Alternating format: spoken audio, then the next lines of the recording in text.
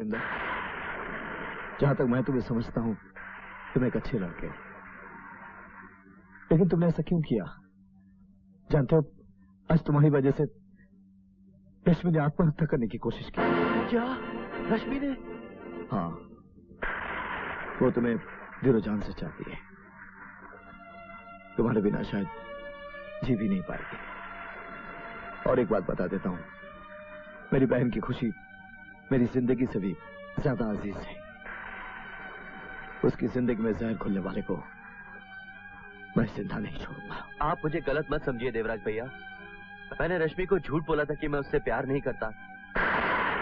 पिताजी ने धमकी दी थी कि वो रश्मि को जान से मार डालेंगे, इसलिए मैंने ये सब कुछ किया ताकि रश्मि के मन में मेरे लिए नफरत पैदा हो जाए और वो मुझे आसानी से भूल जाए। सच तो यह है देवराज भैया कि रश्मि के बगैर मैं भी नहीं जी पाऊंगा। अगर ये बात है तो अपने देवराज भैया पर भरोसा रख, मैं तेरे पिताजी को समझाऊंगा। हाँ। लगता है तुम अपनी औकात भूल गए हो देवराज सिंह। तुम एक मामूली सा हवलदार, एक गरीब आदमी जिसकी सोसाइटी में न कोई इज्जत है न कोई पहचान। तुमने ये सोचा कैसे कि तुम्हारी बहन इस घर की बहू बन सकती है? ये आप कैसी बातें कर रहे हैं साहब? मुझे तो विश्वास ही नहीं हो रहा है कि आप ऐसा सोच सकते हैं। मैंने तो हमेशा आपको बड़े भाई की तरह इज्जत दी है और खुद को इस परिवार से कभी अलग नहीं समझा। आप बोल दीजिए साहब, आपने जो कुछ भी बोला वो झूठ है। मैंने जो कुछ भी बोला वो सच है, लेकिन तुम ये भूल गए हो कि इस घर में तुम्हारी हैसियत एक नौकर से ज्यादा नहीं है। इंसान को अपनी आंखों से बड़ा सपना कभी नहीं देखना चाहिए, और मेरी नजर में गरीबी एक लानत है, और इस लानत को मैं अपने बेटे की जिंदगी के साथ किसी भी कीमत में नहीं जोड़ सकता। इंसान को कभी बड़ा बोल नहीं बोलना चाहिए साहब। कुदरत कब किसको क्या बना देती है कोई नहीं जानता। ऊपर वाला जब चाहता है ना साहब, तो राजा को भिखारी और भिखारी को राजा बना देता है। तो फिर तुम एक काम करो, तुम अपने घर जाकर राजा बनने का अपना इंतजार करो, और जिस दिन तुम्हारा भगवान मेहरबान हो कि तुम्हें राजा बना दे, फिर अपनी बहन का रिश्ता लेके मेरे घर में आना। Until then, now get out. आपने मेरी बातों का गलत मतलब समझ लिया सर। मैं कोई बड़ा आदमी बनना नहीं चाहता, मैं तो सिर्फ अपनी बहन की खुशियां चाहता हूँ। साफ क्यों नहीं कहते हो कि तुम अपने बहन के सहारे अपना तकदीर बदलना चाहते हो? अगर तुझे बड़ा आदमी बनने का इतना शौक है तो अपनी बहन को दुल्हन बनाकर किसी मंत्री या नेता के सामने पेश कर दे। रातों रात तेरा प्रमोशन हो जाएगा, समझे?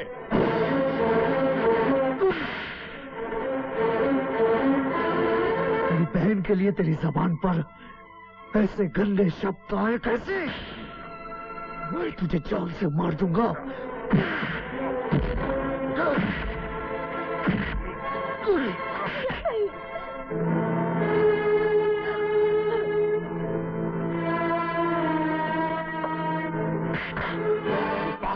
हट जाओ। एसपी त्रिकाल चौधरी पर हाथ उठाया, मैं तुम्हें छोड़ूंगा नहीं देवराज सिंह। ले जाओ इस पागल को, इसी वक्त अब भी इसे सर्विस से निकाल दूंगा। ले जाओ इसे।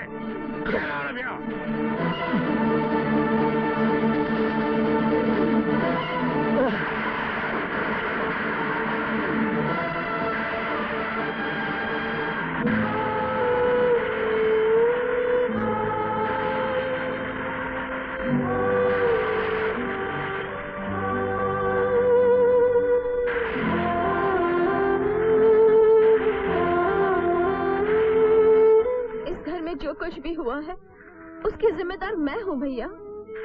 भूल मैंने की और उसकी सजा तुम्हें मिली। तो शायद इसलिए ऐसा सोच रही है कि मेरी नौकरी चली गई।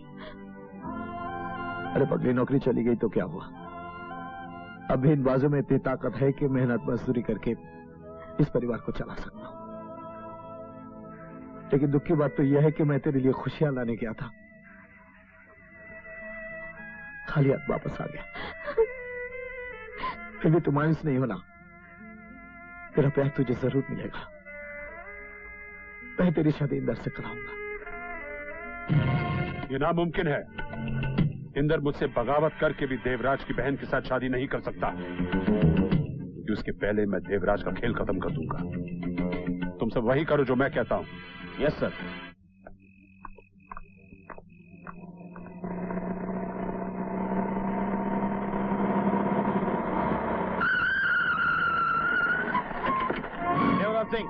तुम गिरफ्तार किए जाते हो। गिरफ्तार करो इसे। लेकिन मेरा कसूर क्या है? ये बैग तुम्हारा है, इसमें ब्राउन शुगर है। मैं तुम्हें ड्रग्स स्मगलिंग के जुर्म में गिरफ्तार करता हूँ। ये सरासर झूठ है। छोड़ दो मेरे भैया को, छोड़ दो। सकते हैं। मेरी बहन को हाथ मत लगाना। मैं जानता हूँ ये किसकी चाल है। तो फिक्र मत कर, घर जा। त्रिकाल चौधरी हमारा कुछ नहीं बिगाड़ पाएगा। जा, चलो। ले चलो इसे। बड़ा घमंड है तेरे को इन बाजुओं पर, हाँ? बहादुर समझता है अपने आप को। तेरी सारी एकड़ी में पीछे के रास्ते से निकाल दूंगा साले। ये देख, देख, अभी तक मेरे चेहरे पे निशान है। बड़ा सूरमा समझता है तू अपने आप को साले। ड्रग स्मगलिंग के अलावा तेरे पर कई और चार्जेस डालकर सारी जिंदगी तुझे जेल में सड़ाता रहूंगा साले। आज तक किसी का हाथ मेरे गरीबान तक नहीं पहुंचा। तू एक ही आदमी है जिसने मेरे ऊपर हाथ उठाया है?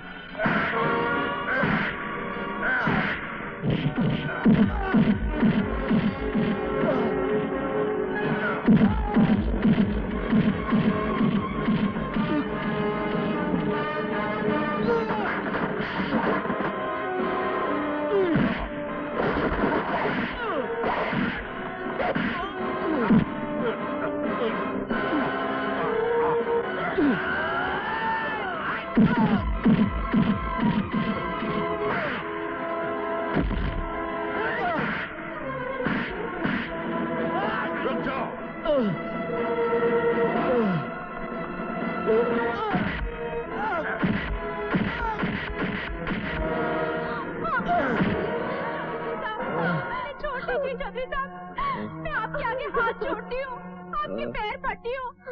भगवान के लिए हम पर तरस खाइए। इंस्पेक्टर साहब, हमारा कोई सहारा नहीं है। ये जो कुछ भी हुआ है मेरे कारण हुआ है। इसके लिए मैं आपसे माफी मांगती हूँ। प्लीज मेरे भैया को छोड़ दीजिए। ठीक है, अगर तुम इसकी जिंदगी चाहते हो तो इसे यहाँ से लेकर कहीं दूर चले जाओ। आज के बाद अगर ये शहर में दिखा तो मैं इसे जिंदा नहीं छोड़ूंगा, समझी? भाभी ठीक कह रही है भैया। तुम्हारे सिवा हमारा इस दुनिया में है कौन? मैंने और भाभी ने फैसला किया है कि हम ये शहर हमेशा के लिए छोड़ के चले जाएंगे।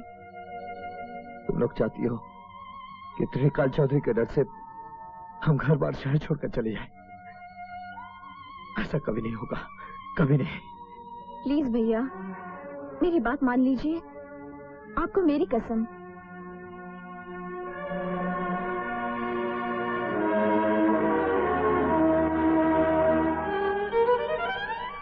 और हमने वो शहर छोड़ दिया। ये सच है कि मैं इंदर से प्यार करती थी, लेकिन अपने प्यार को पाने के लिए अपने पिता से बगावत करने की हिम्मत नहीं थी उसमें। मेरे दिल से उसकी तस्वीर हमेशा के लिए मिट चुकी है। अब मेरे दिल में उसके लिए कोई जगह नहीं है, कोई वास्ता नहीं है मेरा उससे। ये सब कुछ बताकर तुमने मेरे दिल में बहुत बड़ी जगह बना ली है रश्मि। मगर जो हुआ अच्छा हुआ। वक्त से पहले ही इंदर की असलियत तुम्हारे सामने आ गई, क्योंकि वो तुम्हारे प्यार के काबिल नहीं था Rashmi. Come on, let's go. 2 check sign करने के 2 लाख का अनाथ आश्रम वास्ते और 5 लाख का मंदिर वास्ते। Thank you. Thank you sir. Hello ji. Thank you sir. नमस्कार। अजीत दादा ठाकुर मैं तुम्हें कह रहा थी। आइए आइए माधुर साहब आइए। नमस्ते दादा ठाकुर। बैठिए। बैठो जी। क्या बात है, परेशान लग रहे हैं? एक बहुत बड़ी मुसीबत में फंस गया हूँ दादा ठाकुर मैं। दादा ठाकुर के होते हुए आप मुसीबत में हैं, ये अच्छी बात नहीं है। तकरीबन 1 साल पहले मैंने अपना भांडुप वाला गोदाम संजय परमार नाम के एक आदमी को भाड़े पे दिया था। बाद में पता चला कि वो यशवंत अन्ना का आदमी है। उसने अपने नाम से गोदाम के जाली पेपर बनवा लिए। वो अपने आप को गोदाम का मालिक कहता है। आजकल यशवंत अन्ना का छोटा भाई चीता ने भी उस गोदाम में अपना अड्डा बना रखा है।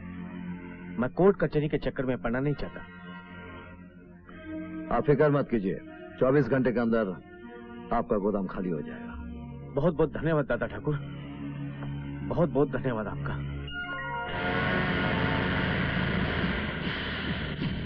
और कितने और ना पावले बदमाश। जीते तू आ गया मरने के लिए। ओए बदमाश, मैं तनु नहीं छटांगा।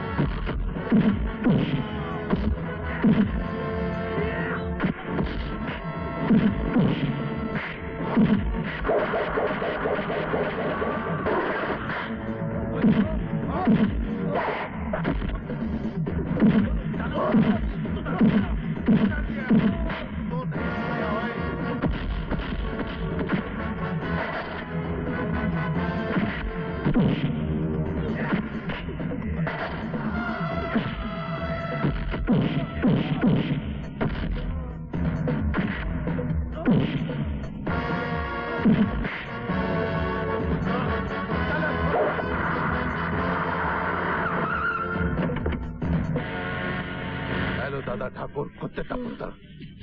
पता नहीं तेरे माँ बाप ने तेरा नाम चीता कैसे रख दिया।